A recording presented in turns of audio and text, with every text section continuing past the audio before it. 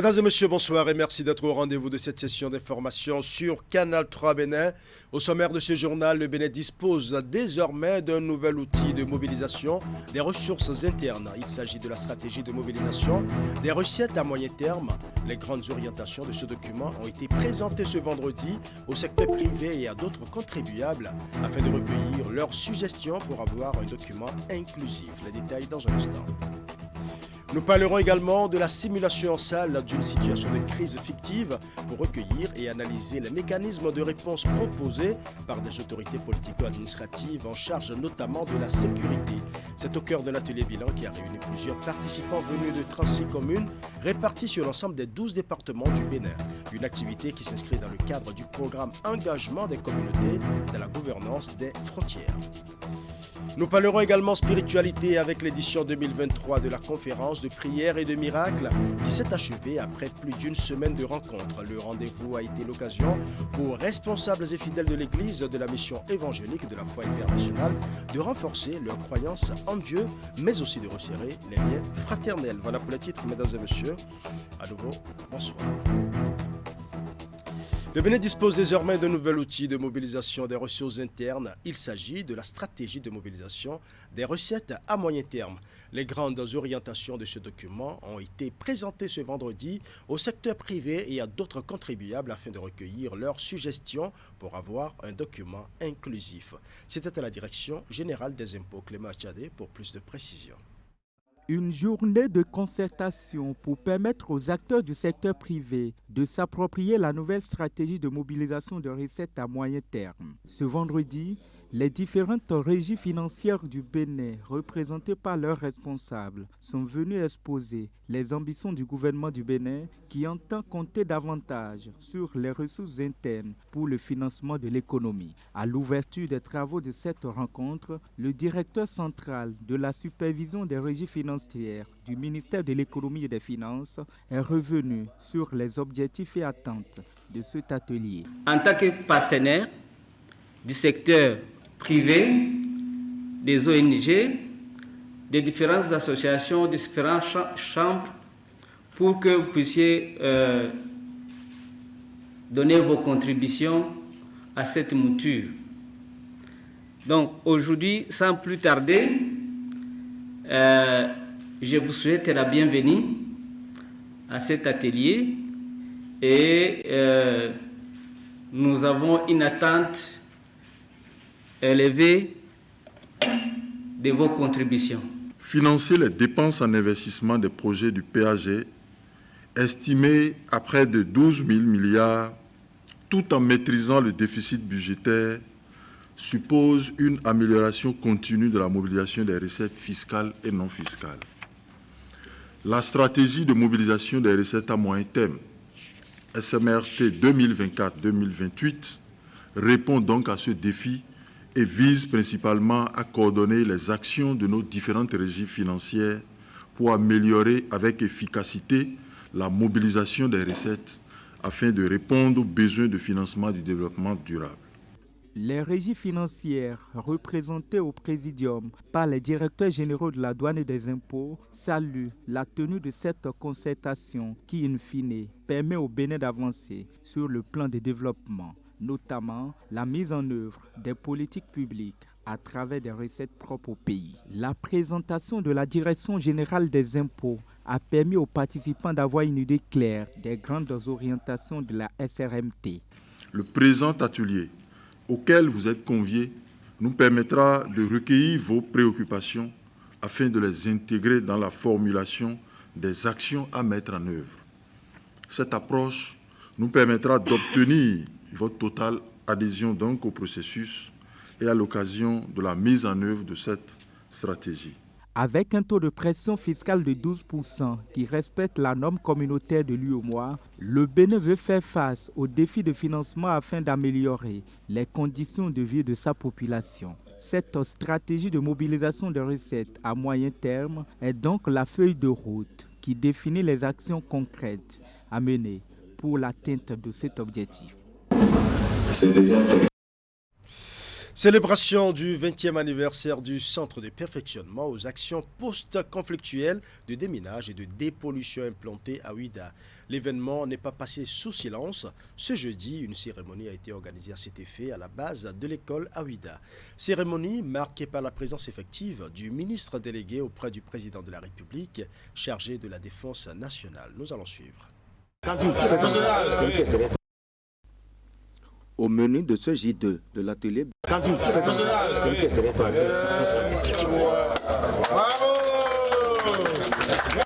ans déjà que le Centre de perfectionnement aux actions post-conflictuelles de déminage et de pollution a été rendu opérationnel. Un événement que le ministre délégué auprès du président de la République chargé de la défense nationale et le chef d'état-major des forces armées béninoises ont souhaité marquer d'un cachet spécial. Le CPA-DD est le fruit de la coopération bilatérale entre le Bénin et la France. Depuis sa création, le centre a formé plus de 4200 spécialistes de l'action contre les mines, techniciens de la gestion sécurisée des stocks de munitions et des armes de petit calibre. Il a accueilli des stagiaires provenant de 49 pays d'Afrique, d'Asie et d'Europe, comme le montrent les drapeaux qui pavoisent la cour intérieure du centre ce jour. Bien que ces chiffres soient élogieux, ils n'auraient pu être atteints sans des hommes et des femmes résolument engagés à faire pousser la graine semée le 25 avril 2003 par le Bénin et la France à travers le geste de leurs représentants respectifs.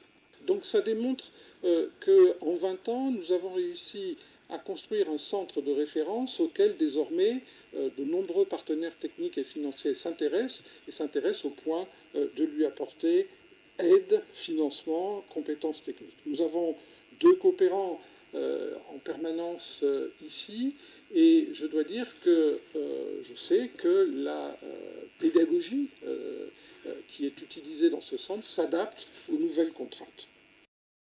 Le CPA-DD a pour mission de lutter contre les engins explosifs, sécuriser les dépôts de munitions et réduire la prolifération des armes légères et de petit calibre. Sur place, une présentation des nouveaux équipements a été faite à l'assistance et une simulation d'intervention pour détecter une mine posée par un inconnu.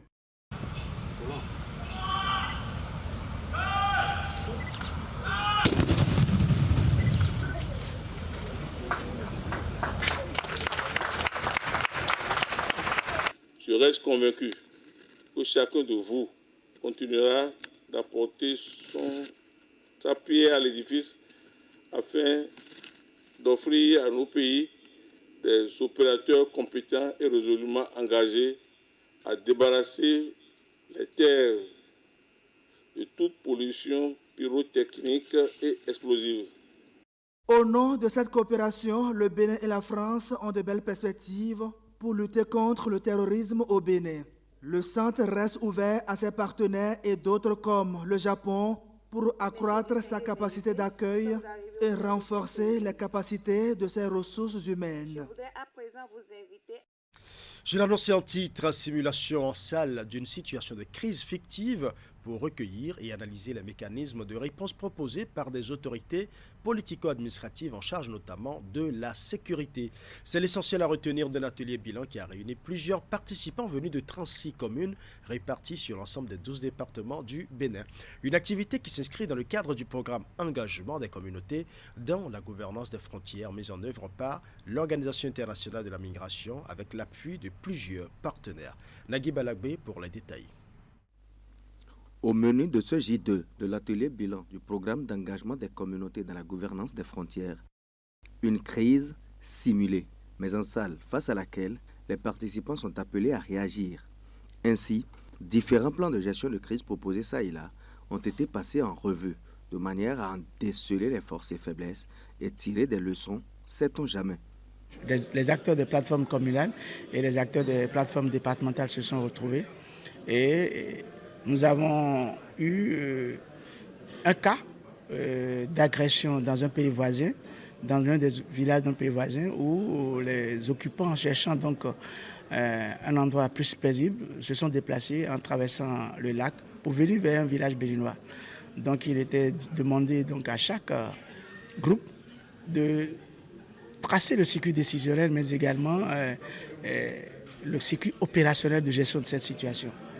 J'ai assisté à une aparaco, des simulations en salle, des formations des autorités pour la gestion des crises. Et là, nous sommes désormais outillés. Et quand des crises surviennent, vous savez tout au moins quelles sont les premières dispositions que vous devez prendre. Qu'est-ce qu'il faut faire? Vous voyez, ce n'est pas sur papier. C'est un travail de terrain et l'OIM est avec nous sur le terrain. Initiative conjointe de l'Organisation internationale pour la migration, OIM, et l'Agence nationale pour la protection civile, ANPC, le programme Engagement des communautés dans la gouvernance des frontières est placé sous la houlette de l'Agence béninoise de gestion intégrée des espaces frontaliers. Il s'adresse aux autorités administratives de 36 communes à travers les 12 départements du Bénin. Alors, le but des exercices de simulation de crise ou catastrophe, c'est d'outiller les autorités administratives et de sécurité, ainsi que les communautés, mais aussi les préparer à répondre aux crises. Nous avons des aléas. Les communes se sont dotées de plans de contingence et ces plans de contingence sont bâtis autour d'un certain nombre d'aléas. Les exercices de simulation de crise ou catastrophe permettent de tester ces plans de contingence-là. Si les aléas ou un aléa survenait, c'est voir vraiment les réponses que nous allons apporter. À noter que cet atelier vient en couronnement de plusieurs autres, tenus notamment à Natitengou et à Cotonou, lesquels s'inscrivent dans la droite ligne du programme mis en œuvre au Bénin, avec l'appui financier du département d'État américain. La deuxième session ordinaire du Conseil économique et social s'est ouverte ce jeudi 21 septembre 2023. À l'ordre du jour, l'étude du budget général de l'État et les travaux qui se tiennent au siège du CES s'étendent sur un mois et permettront également aux conseillers d'aborder plusieurs autres sujets d'ordre social et économique. Voici les temps forts qui ont marqué l'ouverture de la session. La rencontre est statutaire et celle-ci sera essentiellement budgétaire. La deuxième session ordinaire au titre de l'année 2023 du Conseil économique et social s'ouvre avec à l'ordre du jour l'étude du budget général de l'État exercice 2024. C'est une tradition annuelle prévue par la Constitution du 11 décembre 1990, modifiée par la loi numéro 2019-40 du 7 novembre 2019. Le Conseil économique et social a pour mission de donner son avis sur tout projet de loi à caractère économique et social. Ainsi, le législateur béninois a voulu faire participer toutes les forces vives de la nation au développement socio-économique du pays. Pour le rôle qu'il est appelé à jouer, le CES s'active pour l'accomplir efficacement, ce qui revient à faire des propositions constructives sur le volet économique et social du projet de loi de finances gestion 2024. Et notre attente, comme je l'ai dit, c'est que le volet social soit pris en compte. Nous savons que le gouvernement s'attelle déjà à régler les problèmes d'ordre social du pays. Et récemment encore, les retraités. Ce que nous souhaiterions, c'est que le gouvernement puisse continuer dans cet élan. Ce que nous attendons de cette session, c'est d'abord que le projet de budget soit étudié et que nos suggestions soient proposées donc, au gouvernement. Et ensuite, il y a les sujets d'autosaisine que nous avons démarrés. Nous allons rentrer dans la phase très active où il y aura les visites de terrain, il y aura également l'audition des personnes ressources. Les travaux de cette deuxième session ordinaire se tiendront jusqu'au 30 octobre prochain. Au cours des assises, les conseillers vont également se pencher sur la problématique de la cybercriminalité, la commercialisation des produits agricoles et le service national pour une meilleure intégration socio-professionnelle. Parlons à présent de la deuxième réunion au titre de l'année 2023 du Bureau national de l'Association nationale des communes du Bénin. La rencontre de Dassazoumé a duré 2 jours et a été élargie aux présidents des associations régionales et départementales des communes. Elle a été l'occasion de faire le point des préparatifs de l'organisation de la 43e Assemblée générale de l'Association internationale des maires francophones au Bénin. Imet Hélène Amousso pour plus de précisions. La réunion est organisée en réponse aux exigences des tests qui régissent le fonctionnement de l'Association nationale des communes du Bénin, ANCB. En plus des membres du bureau national, elle a été élargie aux présidents des associations régionales et départementales de communes. La rencontre a été l'occasion de débattre d'un certain nombre de sujets d'actualité concernant les communes et aussi la Fertière. C'est une session très importante au cours de laquelle nous avons pris un certain nombre de décisions. D'abord, il y a eu une décision pour la formation des chefs de village et chefs de quartier sur la sécurité de proximité. C'est une activité importante que l'ANCB va conduire sur toute l'étendue du territoire. Pour la première phase, cette activité va se dérouler au niveau des 5 départements du Septentrion, au niveau du Borgou, Alibori, Atakura, Donga et des collines. Ce sera l'occasion de former nos chefs de village, de former nos chefs de quartier, de former également les chefs d'arrondissement et les élus sur ce qu'on appelle la sécurité de proximité. Au cours de ces assises, bien de préoccupations ont été abordées. Soucieux du bien-être des agents communaux et des fonctionnaires territoriaux, la NCB a validé la poursuite des négociations pour l'augmentation des salaires de ces derniers. L'organisation de la 43e Assemblée générale de l'Association internationale des maires francophones, AIMF, a également retenu l'attention. En effet, notre pays accueille en octobre prochain l'Assemblée générale de l'Association internationale des maires francophones, AIMF. Il est vrai que c'est Cotonou en tant que ville hôte qui a le lead de l'organisation de l'AG. Et je suis persuadé qu'ensemble, nous ferons mieux. Mon souhait est que chacun de nous apporte sa touche au succès de cet événement qui, au-delà de Cotonou, contribuera au rayonnement de notre pays et donc de nos différentes communes. Fidèle à la vision de l'association et pour mieux accomplir la mission qui lui est assignée, les membres du bureau national ont réitéré l'engagement de jouer efficacement leur partition en vue d'une bonne gouvernance dans les collectivités territoriales. L'Institut national des recherches entend valoriser ses activités et innovations technologiques. C'est à juste titre qu'il organise depuis ce mercredi 20 septembre 2023 des journées portes ouvertes dans ses locaux. Une de nos équipes de reportage était sur les lieux. Voici le compte rendu de Esther Tofa. Je vous dis, soyez les bienvenus à l'INRAB. On va présenter des innovations de l'INRAB, j'allais dire des innovations du système en général. Ne restons pas juste à la présentation. J'en appelle à l'aide pour la diffusion de ces innovations. Voilà ainsi ouverte la foire exposition, marquant le lancement officiel des journées portes ouvertes initiées par l'Institut national des recherches agricoles du Bénin, INRAB. Valoriser les fruits des recherches de l'Institut, c'est l'objectif principal de cette initiative. INRAB est un peu méconnu par la population, la grande population. Donc, beaucoup de gens disent les chercheurs cherchent et ne trouvent pas. Donc, nous voulons prouver que les chercheurs trouvent. Et donc, il fallait ouvrir l'INRAB à la population pour qu'elle puisse venir voir ce qu'il y a comme technologie qui puisse améliorer leurs activités agricoles. Ceux qui sont des agriculteurs, des producteurs, des transformateurs, même des commerçants de produits agricoles, doivent venir voir comment nous améliorons ce qu'eux-mêmes utilisent déjà comme technique dans leurs exploitations agricoles. Des semences jusqu'aux produits finis en passant par les équipements et les innovations technologiques, tous les acquis des recherches de l'Institut sont présentés aux acteurs agricoles présents à cette cérémonie d'ouverture qui n'ont pas caché leurs impressions. Si nous devons faire valoir ce que nous faisons à la recherche et que ceci ne passe pas au niveau des producteurs, je crois que c'est lettre morte. Donc, je félicite les autorités de l'INRAB actuelles. Moi, je suis éleveur, j'ai été impressionné par la recherche qui se fait sur les produits contre les tiques à partir des végétaux. Donc, moi, j'étais déjà prêt à prendre. On m'a dit que c'est en formulation et que bientôt ça va sortir. Après cela, nous sommes arrivés au niveau, n'est-ce pas, des cocotiers. Et c'est vraiment impressionnant le travail qui se fait.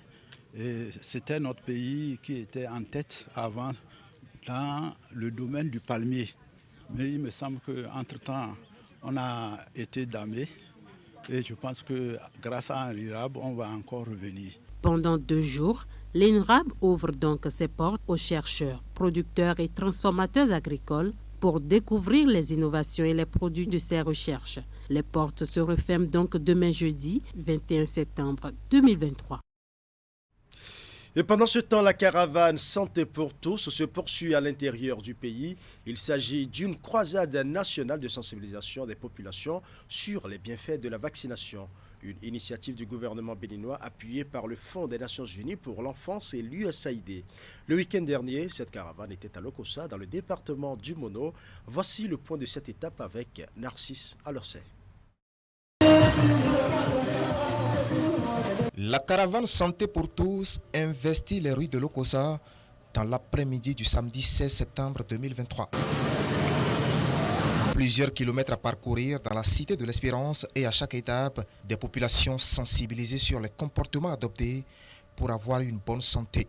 La sensibilisation a été couplée avec une campagne de vaccination. Nous sommes en train de prendre les enfants de 0 à 11 mois qui n'ont pas respecté leur vaccination de routine.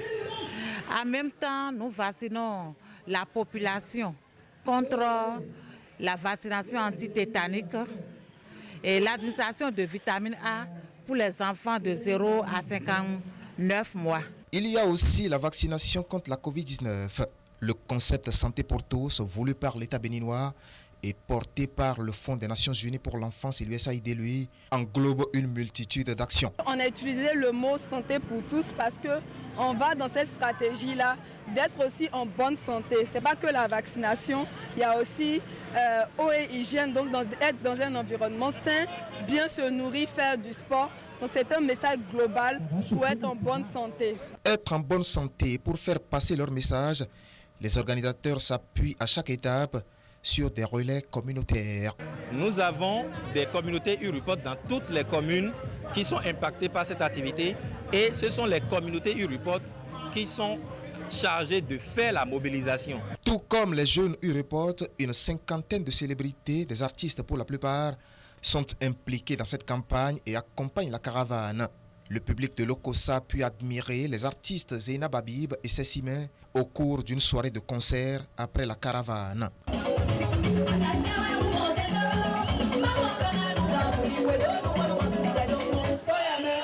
C'est une joie pour moi d'accompagner la campagne, la caravane Santé pour tous. J'ai été contactée, approchée par l'équipe de UNICEF Bénin, USAID, enfin tous ceux qui sont en charge de cette caravane-là. Et quand j'ai appris que c'est pour la santé des mamans, des femmes enceintes et des enfants en bas âge, je me suis dit mais c'est important. On ne force personne à prendre les vaccins. On ne force absolument personne. On dit simplement que c'est nécessaire.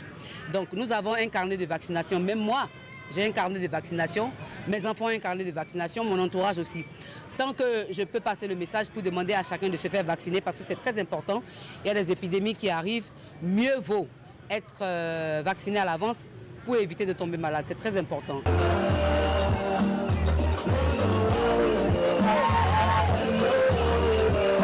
Au total, 5 départements sur les 12 que compte le pays sont concernés par cette première phase de la caravane Santé pour tous. Il s'agit de l'Atlantique, du Borgo, du Koufo, du Mono et du Zou. Fin de l'édition 2023 de la conférence de prière et de miracles. La rencontre spirituelle a duré plus d'une semaine. Le rendez-vous a été l'occasion pour responsables et fidèles de l'Église de la mission évangélique de la foi internationale de renforcer leur croyance en Dieu, mais aussi de resserrer les liens fraternels. Nombreux sont ceux qui ont témoigné avoir reçu des grâces et des bénédictions. Nous allons suivre le reportage de Imet Hélène Amosso. Éclatante de lumière.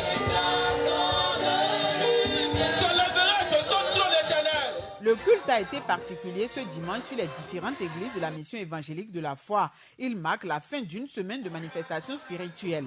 Les activités se sont déroulées simultanément dans les villes d'Abomey, de Boycon et de Glazoué. Dénommée désormais conférence de prière et de miracles, l'événement est organisé depuis plus de 30 ans. C'est une initiative des responsables de l'Église. Elle vise à renforcer la foi des fidèles, mais aussi consolider les liens entre les membres de cette communauté religieuse. Nous demandons que les fidèles soient encore plus attachés au Seigneur parce que c'est Dieu seul qui change la vie des gens. Donc quand on s'attache à Dieu, il change toujours les mauvaises vies en une bonne vie. Très enthousiastes, les fidèles sont venus de toutes les communes des départements du Zou et des collines. Ils ont chanté, dansé et loué Dieu pour ses bienfaits dans la vie de chacun. Ils ont aussi eu droit à des prédications ainsi que des enseignements. Le thème retenu pour les méditations est intitulé « Un nom honorifique ». Le mérite est à vous, mais nous devons tous dire merci à notre Seigneur, le Créateur. Je compte sur ce Dieu merveilleux que nous adorons, qu'après cette conférence de prière, chacun de vous va faire expérience de ce nom honorifique. Oui, c'est Dieu qui change de nom. Dans ces 7 jours, Dieu a changé le nom des fidèles et leur a donné un nom de gloire. Et à partir de cet instant, tous ceux-là qui ont participé à cette conférence ont un nouveau nom, un nom de gloire, un nom de bénédiction. Et tout est changé pour eux. Et ça a mené, et ce changement est rentré dans leur foyer, également dans toutes leurs entreprises. En plus des séances de prière et de délivrance, l'édition 2023 de la conférence de prière et de miracles a également été meublée par des ateliers. Les échanges ont été animés par plusieurs guides spirituels. Ils ont été initiés au profit de différentes catégories socio-professionnelles. Nombreux sont ceux qui ont témoigné des changements intervenus dans leur vie sur la période. Voilà, ce sera tout pour ce journal que je vous remercie d'avoir suivi. Tout le plaisir était pour moi de rester en votre compagnie. Bonne soirée à chacun et à tous et surtout, bon début de week-end à tous.